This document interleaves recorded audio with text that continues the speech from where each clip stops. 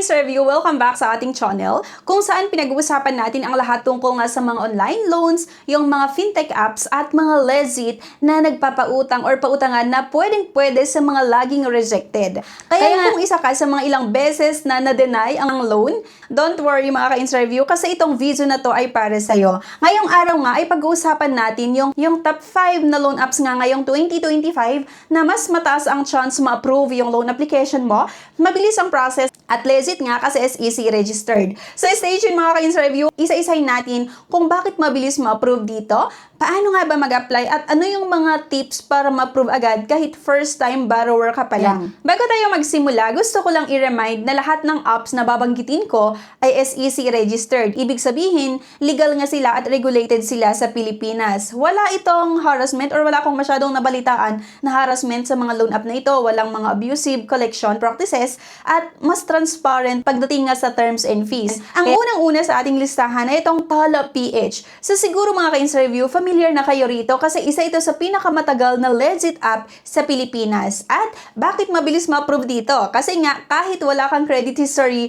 okay lang kay Tala. Ang kailangan mo lang ay isang valid government ID. Dapat meron tayong active phone number at GCash account or bank account kasi doon nila ipapadala nga yung loan proceeds. Yung processing time nito, usually inaabot yan ng isang araw pero may mga iba talaga or ayon sa experience ng iba, 15 minutes, kakaroon agad yan ng result. It's either approve or decline. Pwede kang makautang dito sa Tala ha, na 1,000 hanggang 25,000 pesos. Depende syempre sa credit standing mo. Yung interest rate din itong Tala ay mas mababa kung i-compare natin doon sa iba't ibang mga nagsisilabasan na loan apps na makikita nga sa Google Play Store at sa App Store. At wala din itong mga hidden charges or hidden fees. So legit proof ay yun nga, registered sila sa Securities and Exchange Commission under Tala Financing Philippines. Kaya safe talaga ito gamitin at marami na ring natulungan.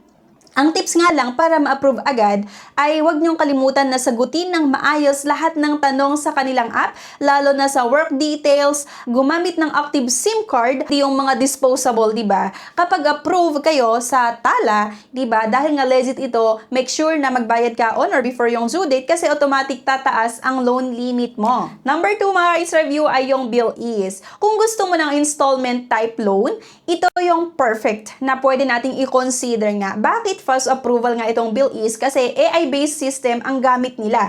Kaya mabilis ma-process ang data mo at minsan, in less than 10 minutes, alam mo na agad kung qualified ka na makautang nga sa kanila. Pwede kang mag-loan for cash out or installment shopping, pwede sa Lazada at sa mga partner store nila. Pwede kayong umutang dito ha ng 2,000 hanggang 50,000 pesos kahit first try. Napakababa din yung interest rate nitong bill ease. SEC registered din ito ha, True Money Philippines Financing Corp, kaya legit talaga. Ang tips para maaprubahan ng ating loan application ay mag-upload tayo ng Clear ID ha kapag nag-apply kayo dito at dapat yung selfie din natin ay malinaw, gumamit ng active e-wallet o bank account at kapag meron tayong payslip or proof of income, i-attach na rin natin yun kasi nakakatulong yan. Gumamit tayo ng Bill Ease app para magbayad on time, di ba? Kasi ito ay nagpapataas ng credit score mo. Number 3, hindi rin nagpapahuli nga itong GCash G-Loan. Bakit nga ba mabilis umutang dito sa GCash G-Loan? Kasi nga automatic na ginagamit nila yung G-credit score mo sa kanilang app mismo. Kaya kung regular ka na nagbabayad ng bills, bumibili ng load, dito ka naglo-load at nagtatransfer ka gamit ang GCash, mas mataas ang chance mo na ma-qualify.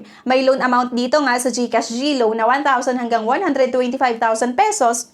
Nakadepende sa credit standing. Instant release din ito ha. Diretso agad sa GCash wallet mo. Medyo lower din talaga or mas mababa yung interest ng GCash G-Loan. At legit na legit nga kasi operated ito ng Fuse Lending Inc. SEC registered din. At ang tips lang para maaprubahan nga kayo dito ay gamitin palagi ang GCash app, lalo na nga yung GCash at GInvest. Iwasan natin na mag-overdue sa GCredit kapag may offer ka ng GCredit loan. Mag-maintain tayo at least 1,000 balance paminsan-minsan sa wallet mo. Nakikita kasi yan ng system. At number 4, yung mabilis ka. Ayan, dito within 10 to 30 minutes, may feedback na agad kung approve or decline ka. Ang loan amount nga ay pwede tayong umutang ng 1,000 hanggang 20,000 pesos for first-time borrowers. Ang requirements lang dito ay same lang naman, na unang nabanggit ko na isang valid government ID lang, wala din itong collateral. At mababa din naman yung interest rate niya, napaka-competitive din yung mga fees niya. Legit na legit nga ito, registered nga under Apollo Lending Investor Inc. At tips para ma-approvehan kayo dito, igay ng tama ang mga contact references mo. Maganda kung meron kang stable income, pwede rin naman yung mga freelance, yung mga online job, at iba pa.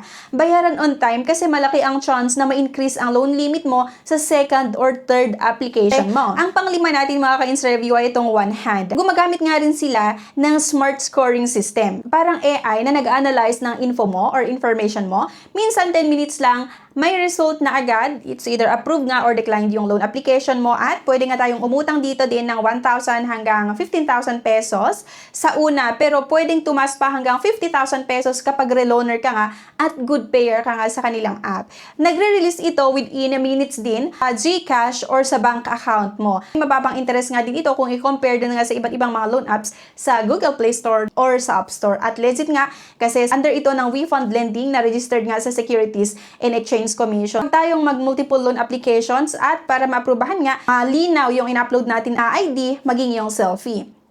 So, additional tips lang tayo mga ka-interview ha, or general tips para ma-approve kahit saan ka umutang or gamitin na regularly ang loan apps kahit paying bills or buying loans. Mag-maintain tayo ng good credit record at huwag palaging overdue. Use same phone number at yung email sa lahat ng application mo at maglagay ka ng accurate work and income information. Huwag random. Mag-build tayo ng digital footprints like my GCash, Maya, Union Bank, or online transaction history. So, ayan mga ka-interview, yan ang top 5 legit loan apps natin para sa mga laging rejected pero gustong makautang ng mabilis at safe. Kaya kung gusto mong subukan yung alinman nga sa mga loan apps na ito, pwede kang pumunta nga sa Google Play Store at hanapin yung app na nabanggit natin at i-download mo din, pwede mong i-try na utangan. So, ito mga ka-interview ha, always remember, ang utang dapat pinaghahandaan para may tiwala pa rin sa'yo sa next interview. Please don't forget to like nga, i-share, to click the subscribe para maging updated ka sa mga susunod nating reviews. Ayan, see you sa aking next video. Bye! Ngayon, dahil tag-ulan na at uso ang brownout, minsan inaabot ng 1 to 3 days,